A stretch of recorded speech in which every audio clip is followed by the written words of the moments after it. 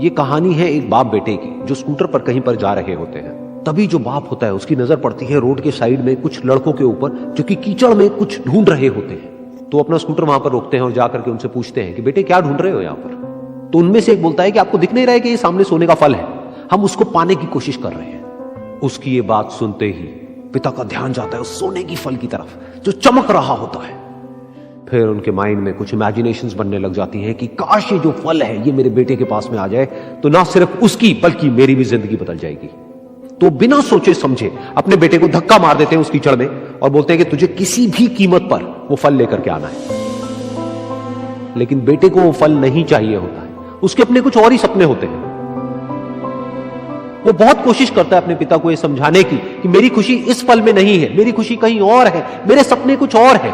लेकिन उसके पिता उसकी एक नहीं सुनते हैं। वो उसको धक्का मारते हैं उस कीचड़ में और बोलते हैं कि मैं तुझसे पूछ नहीं रहा हूं, तुझे बता रहा हूं कि तुझे वो लेकर के आना है। तो वो बेटा भी अपने बाप के सपने को सच करने के लिए अपनी पूरी जान लगा देता है और पूरी कोशिश करता है कि किसी तरीके से उस सोने का फल उसके हाथ में आ जाए।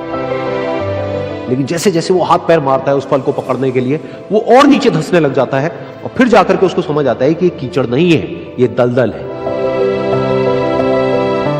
वो चीखता है, चिल्लाता है, अपने पिता को आवाज लगाता है, लेकिन उसके पिता उसकी एक नहीं सुनते। बोलते हैं कि बहाने मत बना, और भी लोग हैं वहां पर जो कर रहे हैं, तो जब वो कर सकते हैं तो तू क्यों नहीं कर सकता। तो एक बार वो फिर से कोशिश करता है और अपनी पूरी जान लगा देता है, लेकिन उसके बाद भी उसके हाथ में कुछ नहीं आता है और वो धीरे धीरे नीचे धंसता चला जाता है और मर जाता है।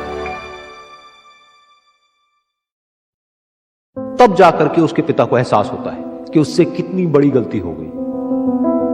वो वहीं बैठ करके रो रहा होता है, चीख रहा होता है, चिल्ला रहा होता है। तभी वहां पर एक साधु आता है और वो साधु उस आदमी से पूछता है कि तुम क्यों रो रहे हो। फिर वो आदमी उस सोने के फल की तरफ इशारा करते हुए उस साधु को अपनी पूरी बात बताता है और बोलता है कि इसमें मेरी क्या गलती है, मैंने तो जो कुछ भी किया अपने बेटे की खुशी के लिए किया।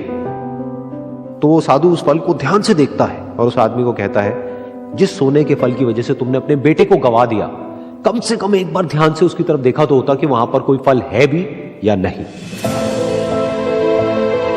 ये सुन करके उस आदमी को गुस्सा आया और उसने कहा कि सामने तो दिख रहा है फल, आपको नहीं दिख रहा क्या। तब वो साधु उस कीचड़ के ऊपर एक पेड़ होता है जिसकी तरफ इशारा करते हैं और बोलते हैं कि वो जिसे तुम देख रहे हो वो उस फल की परछाई है, असली फल वहां पर उस पेड़ के ऊपर है।